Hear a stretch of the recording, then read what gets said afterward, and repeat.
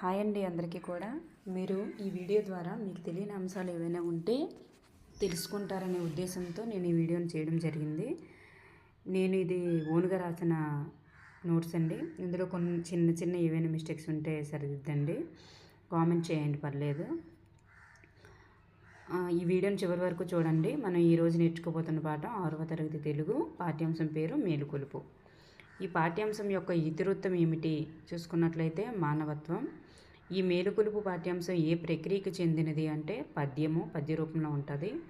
ఈ మేలుకొలుపు పాఠ్యాంశం యొక్క రచయిత ఎవరు అంటే కుసుమ ధర్మన్న. అది ఇక్కడ కుసుమాన్ని వచ్చిందండి, కుసుమ ధర్మన్న. ఈయన జననం 17/3/1900 నుంచి 1946 మరణం.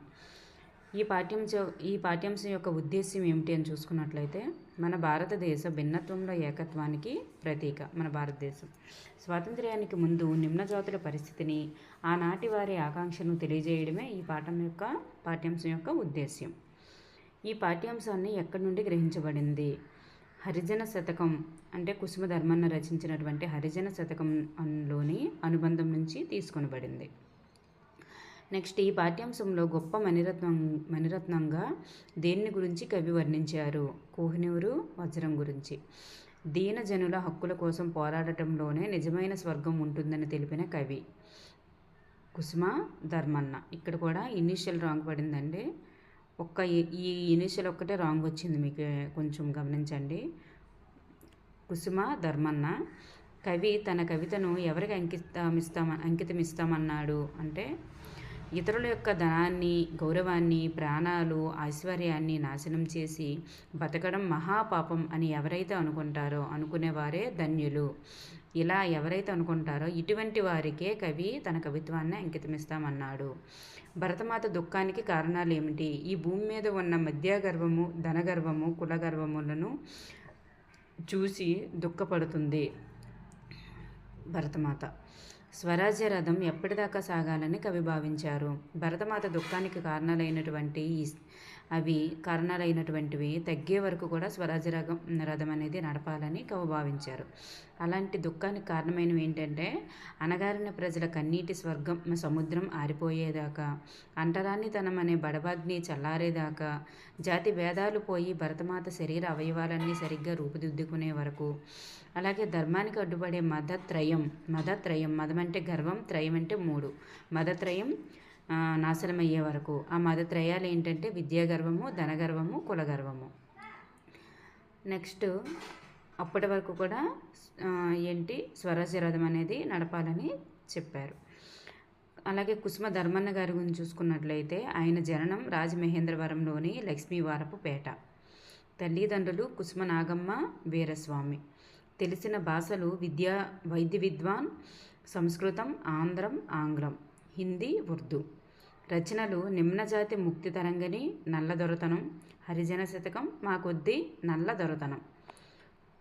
చూడండి, 4 రాశారు. ఈ 4 ఏది కానిది ఏదని కూడా అడిగే అవకాశం ఉంటుంది. నేను నోట్స్ అనేది కొంచెం మీకు లెంతీగా అనిపించవచ్చు, మీకు ఇవి అన్నమాట. తర్వాత మీకు అప్లయింగ్ క్వశ్చన్లో వచ్చేటప్పుడు మీకు ఇది చాలా ఉపయోగపడుతుంది. మీరు జాగ్రత్తగా కొంచెం ఊపు పెట్టి వినాల్సిందేనండి, తప్పదు. ఈయన అతి కొద్ది మంది దళిత విద్యావంతుల్లో ఒకరు. చదువుకున్న రోజుల్లోనే సంఘ సంస్కరణ అభిలాష కలిగి కందుకూరి వీరేశలింగం చేత ప్రభావితులయ్యారు. అలాగే బాబాసాహెబ్ అంబేద్కర్ అంబేద్కర్ గారి యొక్క స్ఫూర్తితో అంటరానితనాన్ని నిర్మూలించాలనే లక్ష్యంతో తప్పించినటువంటి తొలి దళిత కవి. అలాగే భరతమాత ఈ పాఠ్యాంశం బిట్లు చూసుకున్నట్లయితే భరతమాత గొప్పదనాన్ని కవి ఏమని వర్ణించారు? ఫస్ట్, సకల సద్గుణరాశి, పాపాలను దూరం చేసేదని, చక్కని పొగడ్తలు కలదని, గొప్ప తేజస్సు గలదని, కోరిన వరాలనిచ్చే పారిజాత వృక్షం వంటిదని, కాళిదాసు వంటి గొప్ప కవులను కన్నా విద్యావతి అని, శ్రీకృష్ణదేవరాయల వంటి వీరులను కన్నా వీరమాత అని, కాశీ వంటి పుణ్యక్షేత్రాలను కన్నా పుణ్యభూమి అని, కోహినూరు వజ్రం వంటి మనులను కన్నా రత్న గర్భమని కవి వర్ణించారు. చూడండి, ఇందులో కూడా కొన్ని బిట్లు అనేవి ఇవ్వడం జరిగింది. కోరిన కోరికలను తీర్చే కల్పవృక్షమని కవి దేన్ని వర్ణించారని చూసుకున్నట్లయితే పారిజాత వృక్షాన్ని కోరిన కోరికలు తీర్చే కల్పవృక్షంగా వర్ణించారు. అలాగే గొప్ప కవిగా ఎవరిని వర్ణించారు? కాళిదాసుని. గొప్ప వీరునిగా ఎవరిని వర్ణించారు? శ్రీకృష్ణదేవరాయల్ని.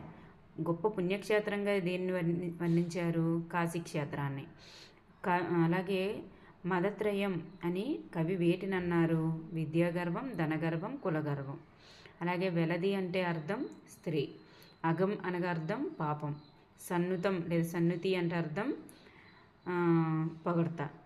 దుర్భరం అంటే అర్థం భరింపరానిది. అంటే నానార్థాలు మనం కొన్ని చూసుకున్నట్లయితే ఈ పాఠం వెనకాల ఇచ్చినవి: తల్లి జనని మాత, నారి వెలది పొలతి, తరుణము సమయము కాలము, పాపము పాతకం దురితం. వీటికి నానార్థాలు. నెక్స్ట్ ప్రకృతి వికృతి చూసుకున్నట్లయితే కవి ప్రకృతి, కయి వికృతి. విద్యే వికృతి, విద్య ప్రకృతి. కన్నడు వికృతి, కృష్ణుడు ప్రకృతి. అలాగే మనకు ఒక చమత్కార పద్యం అనేది ఇవ్వడం జరిగింది. వంగ తోట నుండు వరిమల్లలో నుండు అనేది ఏ పద్యం అని కూడా అడుగుతారండి. అది చమత్కార పద్యం. ఇందులో మీకు అంత బిట్లు అడిగే ఇది లేదు, కానీ అడిగితే ఒకవేళ వంగ అనే తోటలో, వరి మల్లలో, జొన్న చేలలో, తలుపు ఇంటి మూలనే, తల శరీరం మీదనే ఉంటాయి. అంటే వంగ తోట నుండి, వంగ తోట అంటే వంగ అనేది తోటలో ఉంటుంది, వరి మల్లలో ఉంటుంది. అలా దాన్ని ఒక వర్డ్ అనేది రెండు అర్థవంతమైన పదాల యొక్క కలయికతో ఉన్నదన్నమాట. అది కొంచెం గమనించాలని చమత్కార పద్యం అనేది ఇవ్వడం జరిగింది. అలాగే చదవండి ఆనందించండి కిందన మనకి ఇక్కడ ఎక్కడ మనస్సు నిర్భరంగా ఉంటుందో అనేది ఒక కవితని ఇవ్వడం జరిగింది. ఇది కవిత అండి. ఏ ప్రక్రియకి చెందినది అని అంటే కవిత. ఈ ప్రక్రియను రాసినది ఎవరు అంటే రవీంద్రనాథ్ ఠాగూర్. ఈ కవితను అనువదించినది ఎవరు అంటే గుడిపాటి వెంకటచలం. ఈ కవిత ఎక్కడి నుండి తీసుకొనబడింది అంటే గుడిపాటి వెంకటచలం అనువదించిన గీతాంజలి అనే అనువాదం నుంచి. ఈ కవితలో కవి నిర్జీవమైన ఆచారాన్ని దేనితో పోల్చారంటే ఎడారితో పోల్చారు. నెక్స్ట్ రవీంద్రనాథ్ ఠాగూర్ గురించి, గుడిపాటి వెంకటాచలం గురించి చూసుకోవాలి.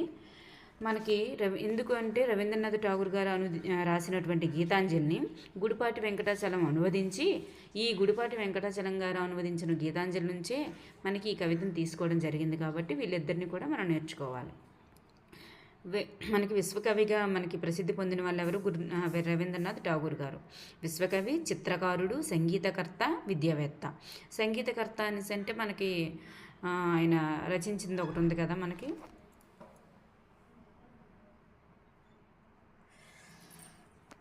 పాటను కూడా రచించారు. అలాగే ఈయన బెంగాలీ మరియు ఇంగ్లీష్లో కూడా అన్ని సాహిత్య ప్రక్రియల్లోనూ విస్తృత రచనలు అనేవి చేశారు. 1913లో ఈయన రచించినటువంటి గీతాంజలి అనేదానికి నోబెల్ సాహిత్య బహుమానం అనేది అందించడం జరిగింది. చూడండి, మనకి నోబెల్ బహుమతి తీసుకున్నటువంటి వ్యక్తి ఎవరంటే రవీంద్రనాథ్ ఠాగూర్. ఈయనకి ఎప్పుడు వచ్చిందంటే 1913లో వచ్చింది. అలాగే జాతీయోద్యమ కాలంలో దేశాన్ని మేలుకొల్పినటువంటి మహనీయులు ఎవరు అంటే ఈయనే. నెక్స్ట్ ఎక్కడ మనస్సు నిర్భయంగా ఉంటుందో అనే ఈ కవిత అనేది గీతాంజలిలోనిది. ఈయన రచించారు కదా గీతాంజలి. సాహిత్య బహుమతి కూడా వచ్చింది, నోబెల్ సాహిత్య బహుమతి. ఎప్పుడు అంటే 1913. నెక్స్ట్ గుడిపాటి వెంకటచలం గారి గురించి చూసుకున్నట్లయితే మనకి ఈయన జననం 18/5/1894, ఈయన మరణం 4/5/1979. అలాగే కవి, కథా రచయిత, నవలాకారుడు, నాటకకర్త, వ్యాసకర్త ఈయన యొక్క ప్రత్యేకతలు. నెక్స్ట్ ఈయన చూడండి, మోస్ట్ ఇంపార్టెంట్ బిట్, తెలుగు వచనాన్ని సానబెట్టినటువంటి రచయిత. తెలుగు వచనాన్ని చూడండి, వచనాన్ని సానబెట్టిన రచయిత. అలాగే స్త్రీ యొక్క స్వేచ్ఛ గురించి, సమానత్వం గురించి పరితపించారు. చూడండి, స్త్రీ గురించి అంటే స్వేచ్ఛ గురించి, సమానత్వం గురించి పరితపించారు. నెక్స్ట్ ఉపాధ్యాయుడిగా, పాఠశాల పర్యవేక్షకుడిగా తాను గమనించినటువంటి అంశాలను దృష్టిలో పెట్టుకొని బిడ్డల శిక్షణ, ఆయన రచించినటువంటి పుస్తకం పేరేంటి? బిడ్డల శిక్షణ అనే పుస్తకాన్ని ఆయన రచించడం జరిగింది. ఈయన చూడండి, మంచి మోస్ట్ ఇంపార్టెంట్ బిట్, బిడ్డల శిక్షణ అనే పుస్తకాన్ని రచించింది ఎవరని. నెక్స్ట్ విద్యను పెంపకాన్ని మేళవించినటువంటి, అవసరాన్ని గుర్తించిన, పిల్లలలో విద్యను పెంపకాన్ని రెండింటిని మేళవించినటువంటి అవసరం అనేది పిల్లల్లో ఉంది. వాటిని గుర్తించిన అరుదైన పిల్లల ప్రేమికుడు ఎవరంటే ఈయన. విద్య, పెంపకం రెండు కూడా పిల్లల్లో సమానంగా ఉండాలి, రెండు ఉన్నప్పుడే వాళ్ళు క్రమశిక్షణతో ఉంటారనే ఉద్దేశంతో ఆయన అలాంటి పిల్లలను గుర్తించడం, అలాంటి అరుదైన పిల్లల యొక్క ప్రేమికుడు ఎవరు అని అంటే గుడిపాటి వెంకటచలం. థ్యాంక్ యూ అండి ఎవ్రీవన్. మీకు ఈ వీడియో నచ్చినట్లయితే, మీకు మరిన్ని వీడియోలు ఇలాంటివి కావాలంటే సబ్స్క్రైబ్ చేయండి, లైక్ చేయండి. మీకు ఇంకా ఎవరికైనా పంపించాలనుకుంటే షేర్ చేయండి. బెల్ బటన్ కానీ క్లిక్ చేసినట్లయితే మీకు నేను చేసిన అన్ని వీడియోలను కూడా మీకు నోటిఫికేషన్ రూపంలో వస్తాయండి. Thank you so much everyone.